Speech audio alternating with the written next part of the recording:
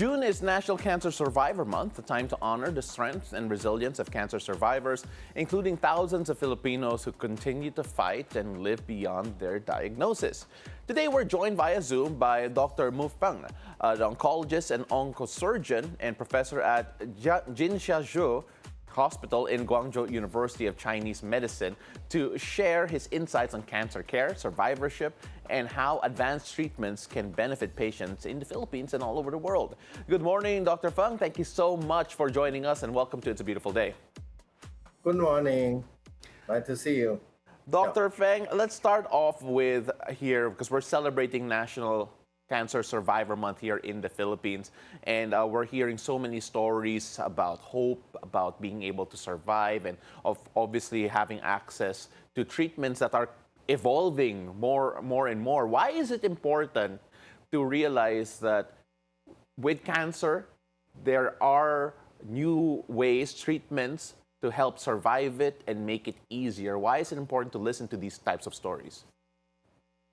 Yes, as I know, this month is the National Cancer Survival Month. And in this month, people will be more aware of the cancer. As we know, the cancer is the leading death cause in the world. And in China, we also do a lot of prevention and treatment for the cancers. And first, we will discuss about the cancer prevention.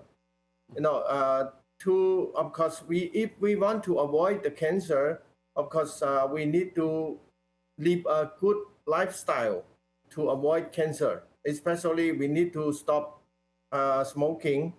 We need to stop the drinking alcohol, and we need to keep our body weight not so overweight.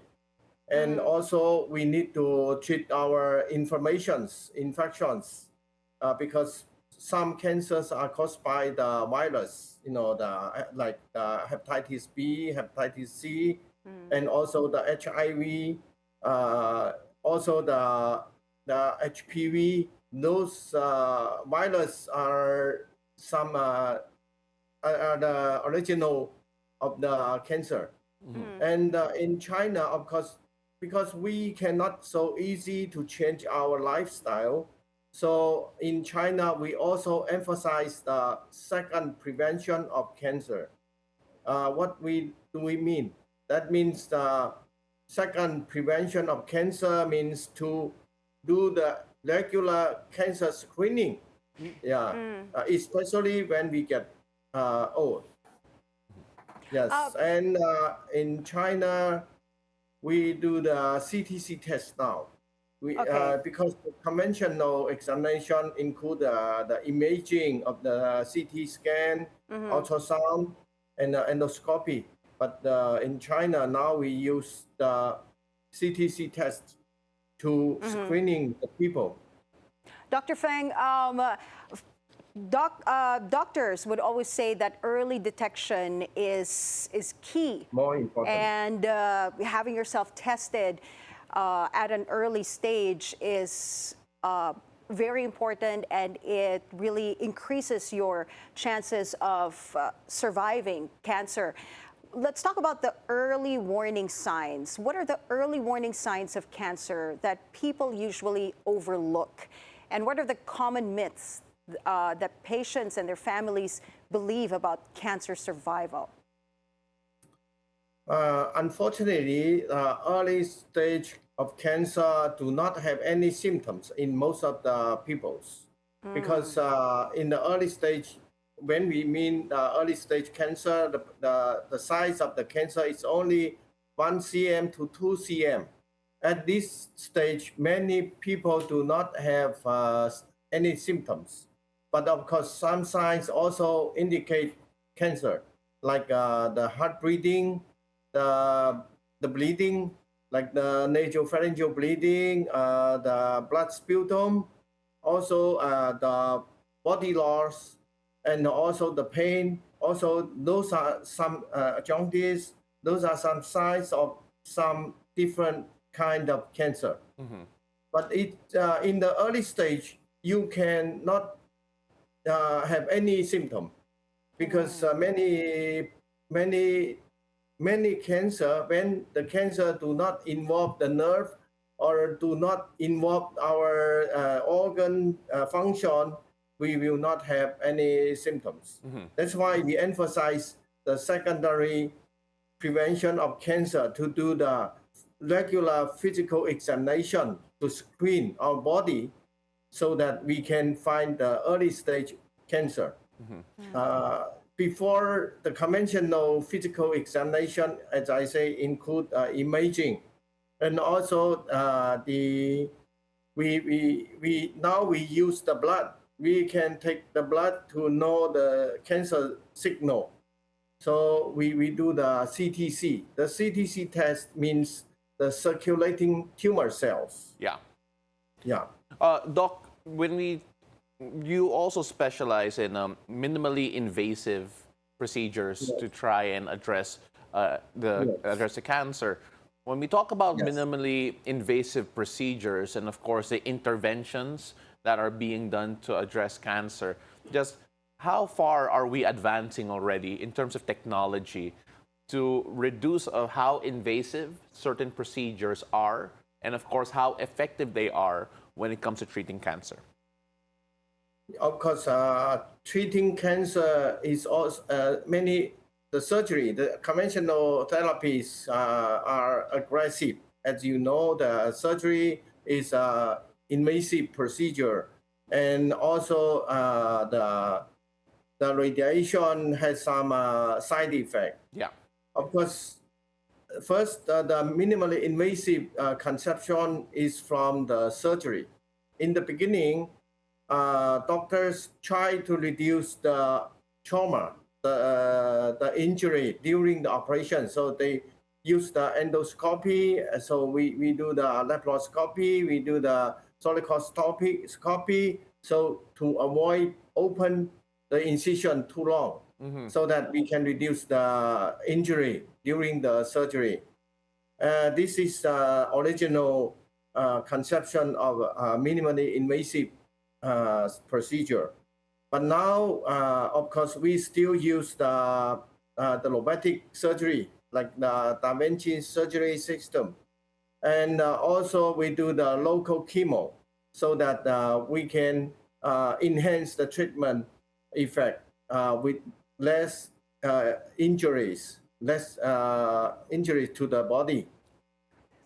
Yeah. Well, sorry, Okay. Doc, I just want to jump in here because some people are obviously wary, or some people are a bit scared when you talk about cancer surgery, and some people don't necessarily understand when you talk about minimally invasive, especially when we've heard so many stories. You mentioned traditional ways of treating cancer. When you talk about minimally invasive techniques, are they as effective as those traditional methods, which require more intervention? Yeah, those interventions are minimally invasive, but they can work as the surgery, which the surgery can work. It means we don't need to open the body so that we still can destroy the cancer in our body, inside our body, in the liver, in lung, in prostate. So we don't need to open. So we do the cryoablation, we do the microwave ablation, we do the nanoknife ablation. With these procedures, we only use some needle to destroy the cancer inside the body, but with very less injury.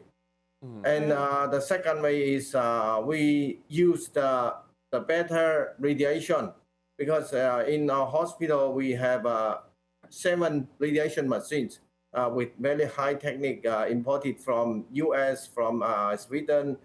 So those we have a Toma knife, we have a nano knife, we have Halcyon, we have Chubin, we have a lot of radiation which are precision radiation like this. Yes, this is the radiation. We also have the cyber knife. We have the Icon. Icon is the 7th generation of gamma knife. so that we can treat this disease without open the body to avoid the cancer. And this photo show the localized treatment with the chemo with less side effect. Because this is our hospital, and this is the photo show what I am doing the my ablation. Yeah. Dr. Feng, now that you mentioned all these different treatments, giving cancer patients, a lot of options as to how to approach their disease, their sickness, what do you think is the biggest challenge to early cancer detection or early cancer diagnosis and access to treatment as well in countries like, let's say, the Philippines? As we know, although the treatment already improved now, but still not all cancer patients can get cured. It depends on the patient's stage and also the characteristic of the cancer. But that's why we emphasize the prevention. I think the prevention is better than the cure, because even if you try to cure the cancer, sometimes you cannot, because the cancer is in the advanced stage. So cancer prevention is more important. But many people ignore when they don't have symptoms. Even if they have symptoms like the breast cancer, even the lady find a mass in the breast, they don't care very much, because in the beginning, this mass do not have any other symptoms. But this is also a signal of breast cancer. And breast cancer is the most common cancer in women. So the prevention is very important. The second, I think for challenge of cancer, because cancer has a different genetic background. Yeah. And also there is a history, how to say, the different characteristic in different individuals. So the cancer is not so easy to treat. When we use the medicine to treat the cancer, in the beginning, the cancer works. But after a few months or 1 year, the cancer cells can survive even if they are under the background of treatment, because the cancer get resistance to those chemotherapy or targeted medicine. But these years, we also do the precision medicine, because we can know the genetic background of the cancer when we do the NGS genetic test. So we can screen hundreds of genes to know which kind of medicine, which kind of immunotherapy or targeted medicine can work in different individuals. So we also emphasize the individualized treatment. Dr. So Feng? patients who suffer from cancer, they should undergo one genetic test to know which kind of medicine is more effective in his body. Dr. But Feng, we really... not all people undergo. I understand, Dr. Feng. I wish we could talk to you longer, but we're running out of time. We just want to say thank you so much for joining us here this morning and, of course, helping us raise awareness, considering that it is National Cancer Survivor Month here in the Philippines. Thank you so much for joining us. Thank you so much for your insights, and hopefully we get to talk to you again really soon. Shishie, Dr. Feng coming at us with a lot of insights when it comes to cancer. Thank you so much. Yeah, thank you.